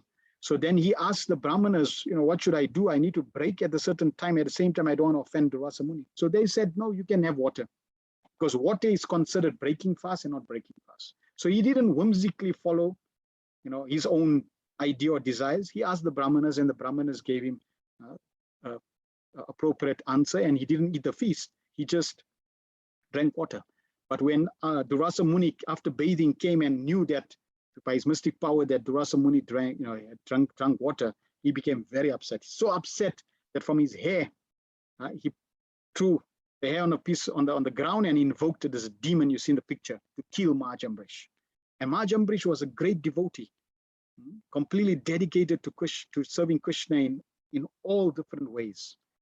So Durvasa Muni became very angry. How you dare break fast before me? He was proud and became angry and wanted to kill Maharaj Ambrish. Maharaj Ambrish folded his hands and said, I'm very sorry, I'm an offender, do as you wish. But the Lord did not take that lightly. In fact, if we don't want to go into the full detail of the pastime, but if you start analyzing, you said, well, it's not like Durvasa Muni, Maharaj Ambrish did break his fast. So yeah, he may have had, maybe he had reason to be upset, but it's difficult to know whether he offended Maharaj Ambrish, because Maharaj Ambrish never took offense. Maharaj Ambrish felt, yes, I did wrong, I'm sorry. But the Lord demonstrated that he was offended, and Maharaj Ambrish, that Durvasa Muni did offend Maharaj Ambrish, which the Lord did not like. So he released his Sudarshan Chakra, and the Sudarshan Chakra came from Vaikuntha, attacked Durvasa Muni. Durvasa Muni started fleeing from the Sudarshan Chakra. Went to Lord Shiva, please help, help. Said, I can't help. Go to Brahma. Lord comes to Lord Brahma, help, help, can't help. He goes to Narayan himself, goes to Lord Vishnu. Help, help. Lord Vishnu says, sorry, even I can't help. They say I'm independent, but I'm not independent. I'm totally dependent on the will of wish of my devotee. So because you offended my devotee, he's the only one that can help.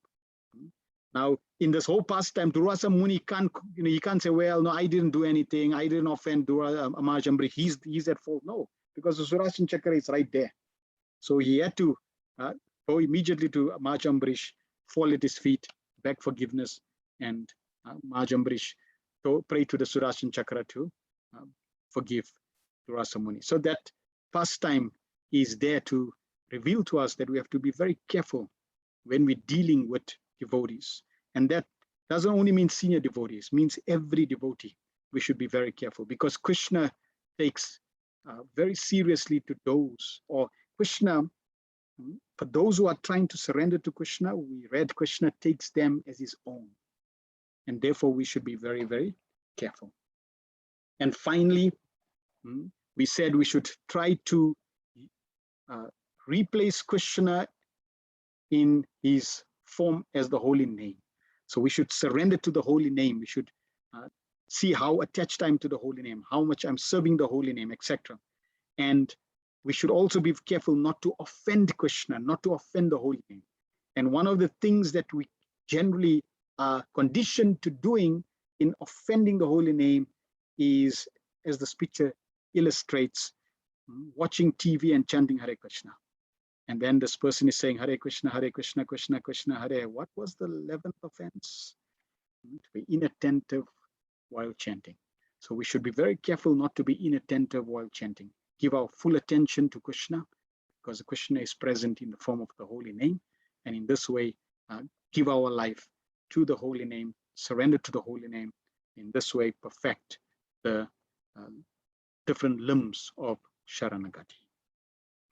And that brings us to the end of this session, avoiding those activities that are not conducive to the practice of devotional service, to pleasing Krishna and pleasing the devotees and pleasing the holy name. We have a choice. We always have a choice. Krishna will never stifle your independence to choose. But we have a choice to please Krishna or not to please Krishna. We have a choice to choose the path of Maya or the path of Krishna, and accordingly get the corresponding reaction or result. So we should always choose what's favorable for our devotional service. And in this way, we will become wonderfully situated and happily situated at the lotus feet of Krishna. Srila Prabhupada ki jai. Are there any questions or comments? You can unmute as well if anybody would like to share. All right. Dharmesh Bhai says, Hare Krishna, as one progresses spiritually, how do you treat the situation when invited by families, relatives, function regarding food? Do we accept or refrain, even if food has been cooked without onions or garlic? How do we approach these situations and not offend anyone? Yes, so that's a good question, a practical question. There is no one blanket answer, and it would depend on yourself, and it would depend on the individuals that are concerned. So, for example, you are invited for a family gathering. You could cook. Your family, cook and take prasad with, and cook for them as well. So then you have your prasad, and you can also share prasad with them. So it just depends on the determination. It's not an offense, because if they respect you and you respect them, you don't tell them what to eat. So naturally, they shouldn't, be offended if you have a certain diet. Just like if I'm sick now, I got ulcers. So if I'm got ulcers, I go to the doctor, and the doctor says, no more tomatoes, no more fried things, no more chilies. Now I'll go to a gathering.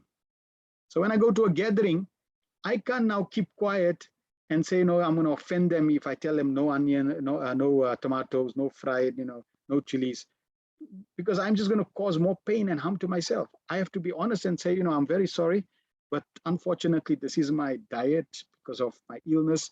It's got nothing to do with the family members. You all are wonderful people, but this is unfortunately my diet. I have to, because you haven't prepared, or I've prepared, I bought my own, etc. We can speak to them nicely. So we should, present it like it's not their fault. It's my fault. I'm initiated. I'm seriously trying to practice spiritual life. It's my fault. Therefore, please excuse me. Please, accept and respect my choice, my diet. So in that way, speak to them nicely. It depends on the relationship. And if you find that the relationship, is not really healthy, that they're not really respectful, etc., then you can make different excuses and different arrangements. But we should know that it is detrimental. Very often people are open. I mean, in my experience, we've traveled for preaching different places, and like sometimes in some situations I would go and they would want to feed me, and I know that they're not devotees, and I don't want to offend them. So what I do, I tell them, please give me some fruit. I'm happy to take the fruit. See, no grains, but fruit. So I can take fruit, milk. That does not transmit karma. So those are some suggestions. And on the first occasion, it may be a little more difficult. Then slowly they'll get to know. Now, like when I go for family functions, they know, make fruit salad, no problem. Don't worry about everything else. They won't even bother to ask, because they know fruit salad, he'll be happy. Offer that, happy. Vidura Prabhu says, we know that we have to reject unfavorable things, but the world is becoming more and more full of tempting baits through technology.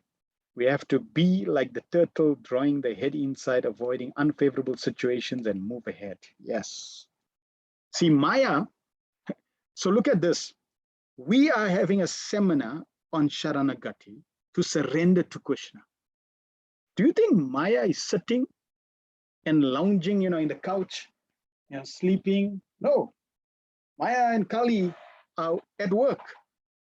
The personality of this age of degradation and hypocrisy and quarrel is at work at every moment, inspiring the demonic mentality of people to bring destructive technology, media, marketing, sense gratification to the world, to keep people, to distract them.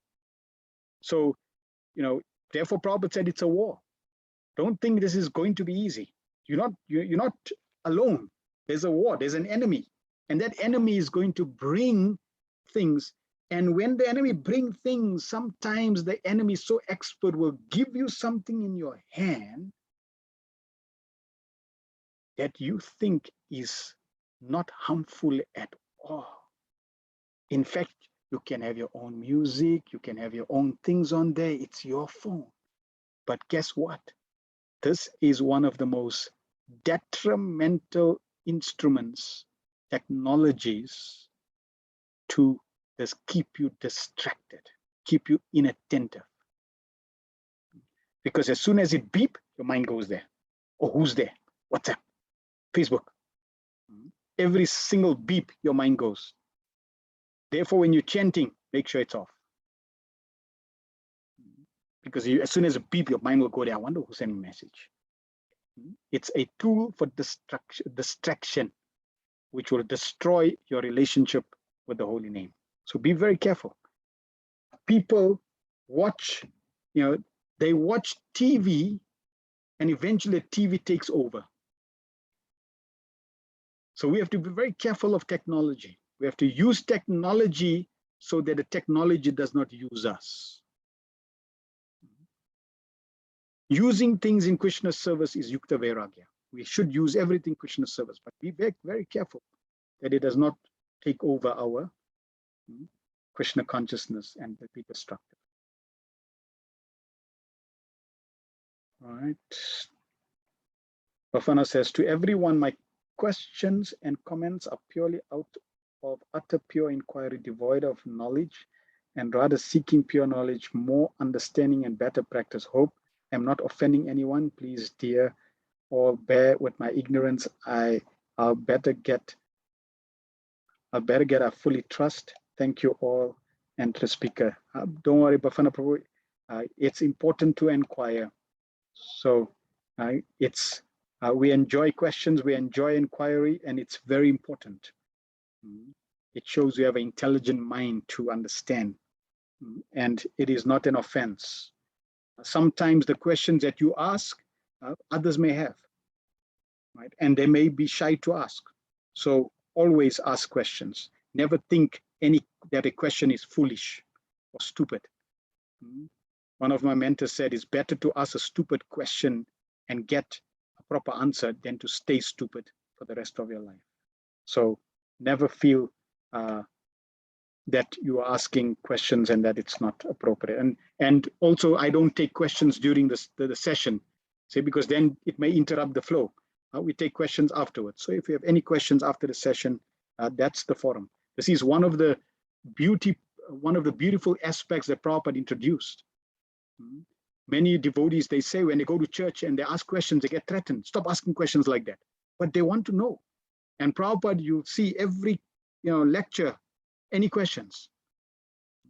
Because it's important to inquire and to clarify doubts. So yes, please keep shooting the questions. Never stop.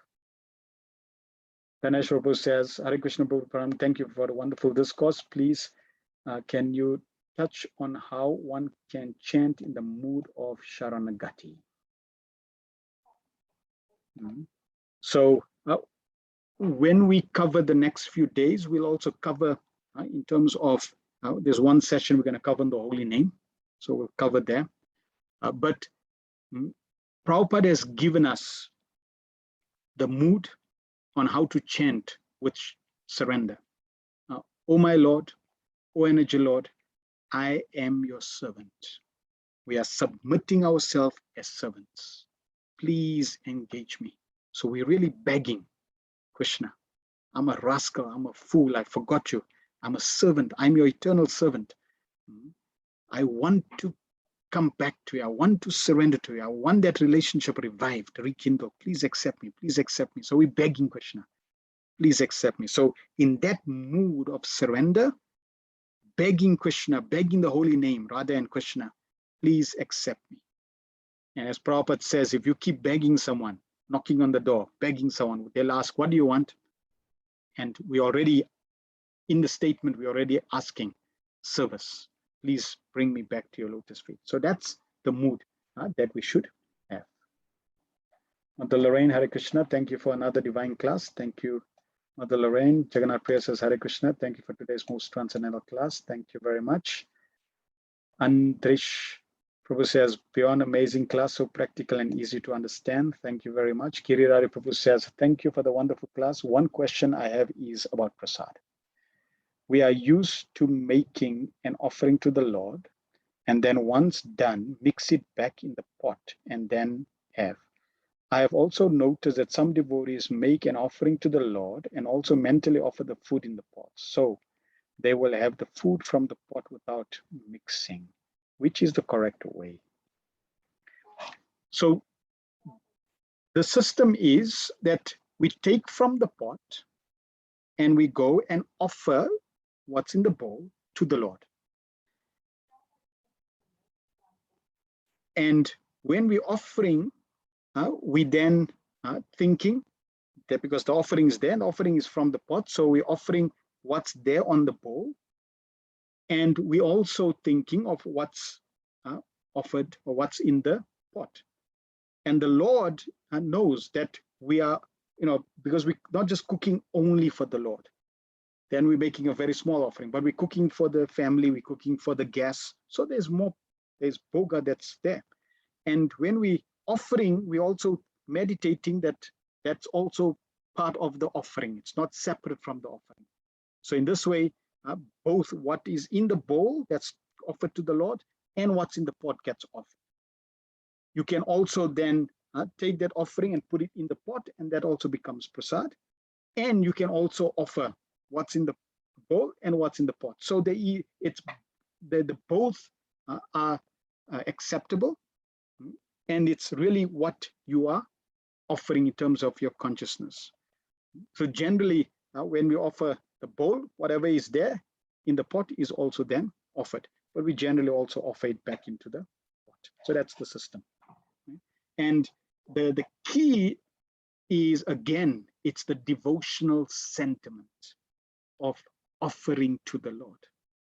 That is really what the Lord is looking for. And if the Lord finds that, he may eat what's in the bowl and he may eat what's in the pot. Then you may have nothing and you'll be in ecstasy. Yeah, hope that answered your question, Girirari Prabhu. Thank you. Nikesh Prabhu, Hare Krishna Prabhu, sorry to ask a personal question. How was your journey in Krishna consciousness? How did you come to realize Krishna consciousness? So it's a long story. We got a few minutes. I'll share with you a few minutes. I was always inclined that, spiritual inclination was there from small. My grandmother always engaged us to come into the temple, light the lamp, and chant Om. We would chant, she would get us to chant Om on beats, and this is how we would chant. We would chant, Om.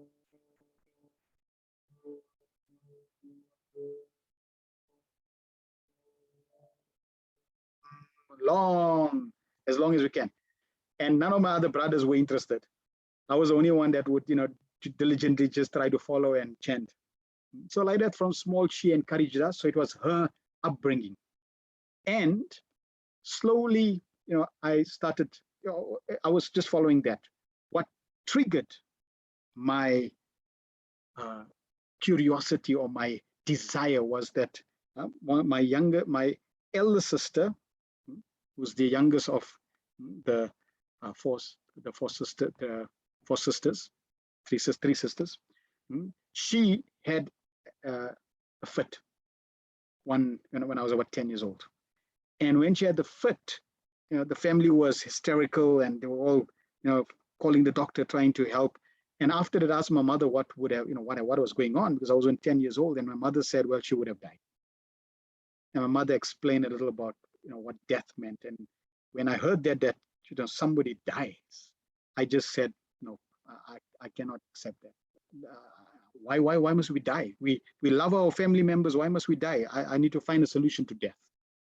So that started my journey, to find a solution to death. So I started going to different organizations, trying to learn, trying to inquire, and I could not find a solution to death. In '85, we went to Durban, and a family was hosting a play.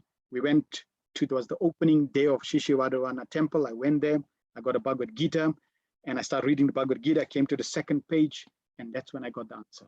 You're a spirit soul, you never die, you're eternal servant of Krishna, you need to serve Krishna. And that statement sparked something in my heart that said, yes, Prabhupada is saying, I'm a spirit soul, I'm not this body, I never die, I need to serve Krishna. That means I found a solution to death. The solution to death was, we don't die. As soon as we understand we spirit soul, we surrender to Krishna, that's the solution. And then from there, I started practicing more, going to the temples, and then eventually started engaging in devotional service, and have been studying and teaching Prabhupada's books since then, trying to share this philosophy of Krishna consciousness. So that's briefly how I came to Krishna consciousness. And what convinced me naturally was I did go to all other organizations and tried different practices, and just from the content of the philosophy and the application and the feeling cannot be matched. And if somebody says, well, there's something better, then let's see if we find, present that and we can discuss that. All right, thank you very much for all the devotees' attendance. We will continue tomorrow. with session 4. All yours, Mukund. Thank you so much, Prabhu. Thank you everybody for joining in the questions and engagement. I now take you to some Gomata Darshan. We're going to be feeding them some sweet apples tonight. Okay.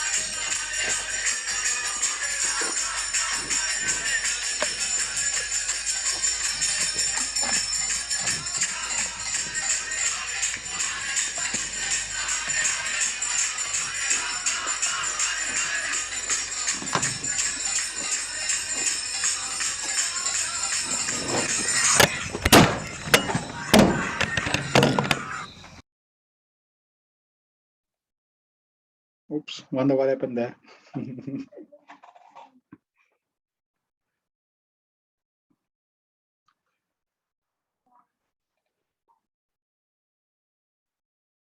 All right, we hope Mugun Prabhu is all right. We'd like to thank everyone, and we shall see you all tomorrow. Thank you. Srila Prabhupada ki jai.